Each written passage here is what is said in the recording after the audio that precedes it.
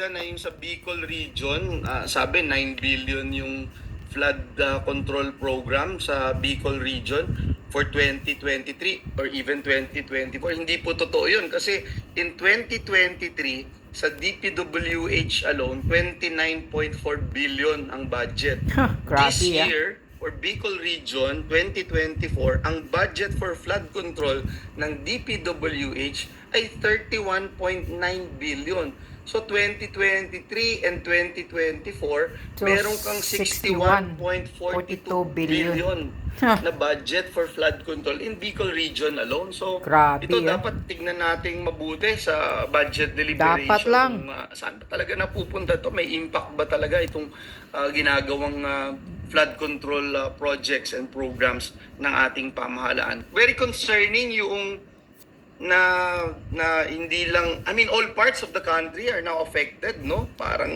makikita natin doon klarong-klaro na hindi na po uubre yung mga band-aid solutions and itong mga relief operations na laging ito na lang yung pag-iisip natin na o sige, band-aid solutions, tapos o pagka nabaha, bigay tayong relief goods o dalhin sa evacuation centers. Compliments. Hindi naman gusto ng mga kababayan natin nagpupunta sa evacuation centers or pumipila for relief goods. Kaya kailangan talaga, again, we reiterate yung call natin for a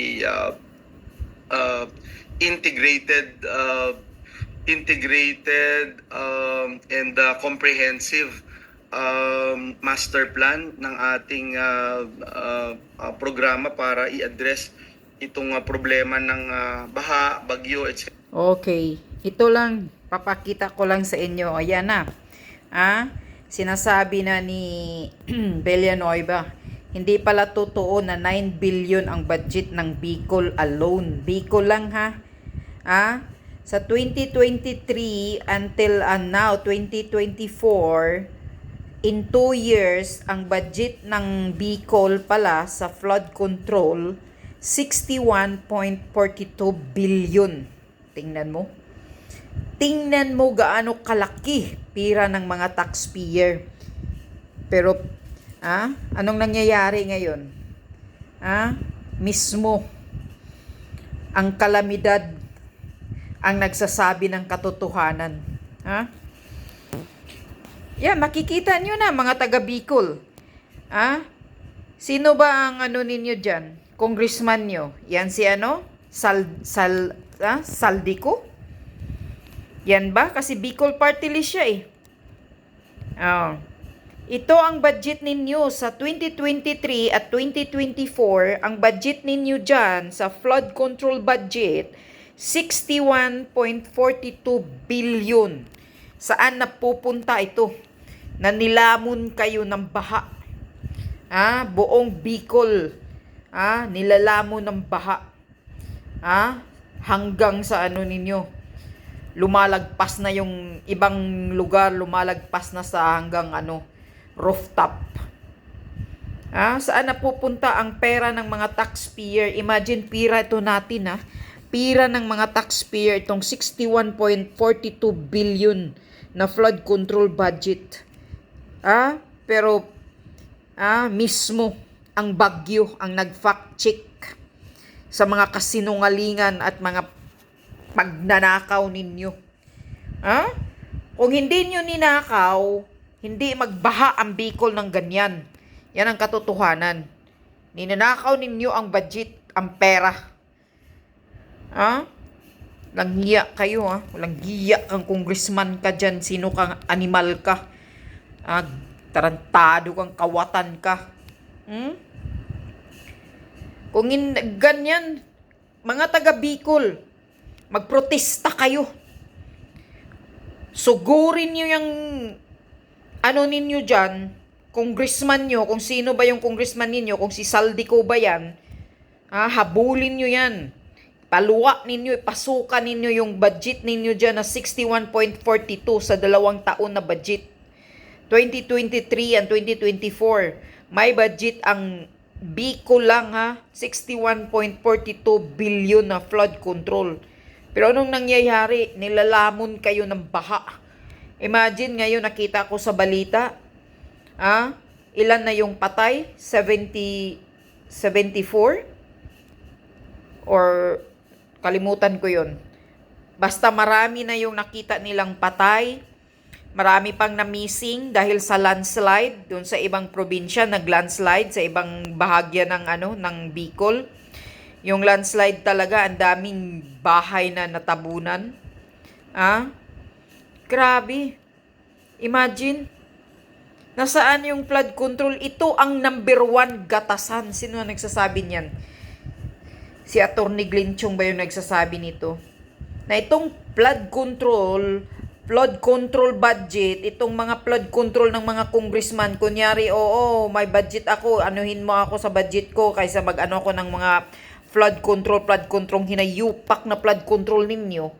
Ito ang gatasan nila. Dito sila makapagnakaw. Yan ang katotohanan.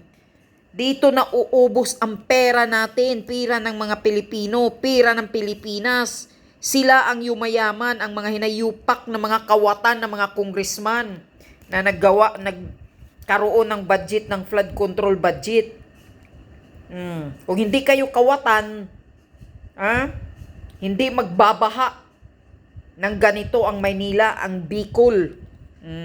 Hindi lalamunin ng baha. Tingnan mo ano nangyayari. So kayong mga taga Bicol, mga taong bayan dyan, lusubin nyo yung congressman ninyo dyan. Hanapin nyo yung budget na 61.42 billion. Walang hiya yan.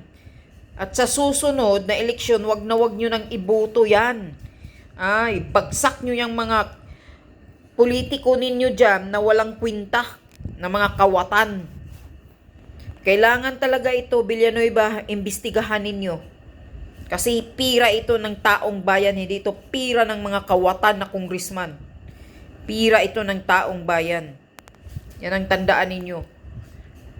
Kaya ngayon, sobrang, ang mga ordinaryong Pilipino halos hindi na makakain. Sa sobrang pahirap ngayon, sobrang mahal ng mga bilihin. Pero ganito lang, kabilyon-bilyon ang mga nawawalang pera.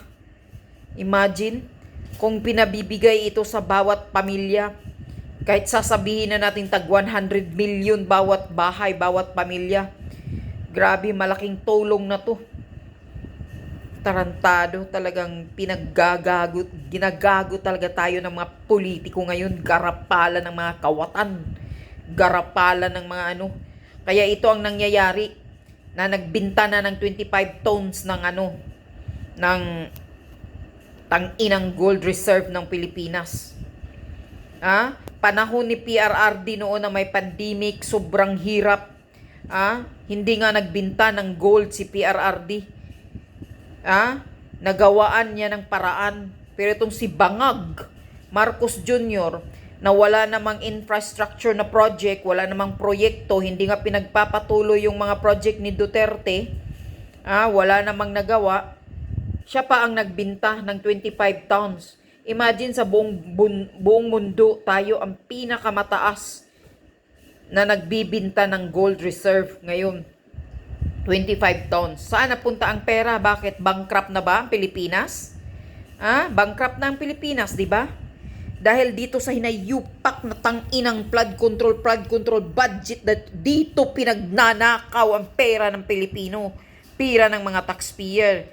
Dito binubulsa ng mga kawatan, ng mga politiko. Yun lang 90 billion ng PhilHealth. Kung saan na ngayon napunta ang 90 billion ng PhilHealth. DSWD. Bakit wala pang naibalita na mga ayudang binibigay ninyo? 'Di ba maraming pundo ang DSWD kahit walang programa ng IX o kung ano pa, AKAP. Pinupunduhan ni tambaluslos kayo?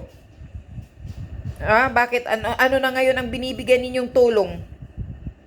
Mas nauna pa ang Vice President na nagbibigay ng tulong sa mga biktima ng baha.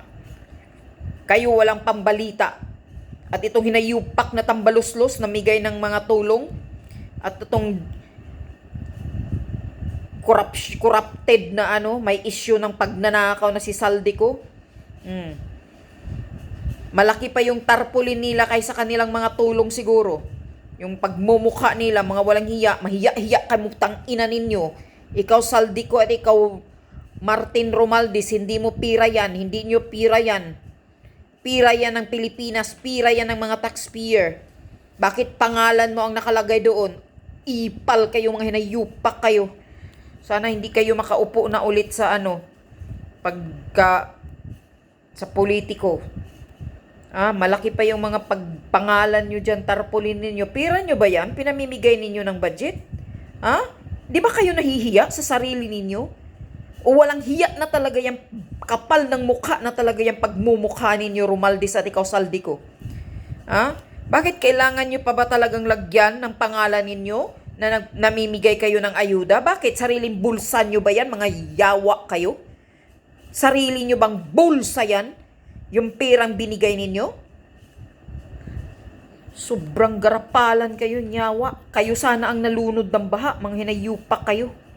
Langhiya kayo. Sobra kakapal ng mga pagmumukha ninyo. Si Sara Duterte, na tinanggalan ninyo ng budget, binigyan ninyo kunti lang, pero mabilis pa sa alas 4, namigay ng tulong. Siya pa ang nauna. May pangalan ba ni Sara Duterte nilagay doon? Sa binigay niyang karton-karton? Office of the President lang. Office of the Vice President lang ang nakalagay. Dahil alam ni Sara Duterte na hindi niya pira yun.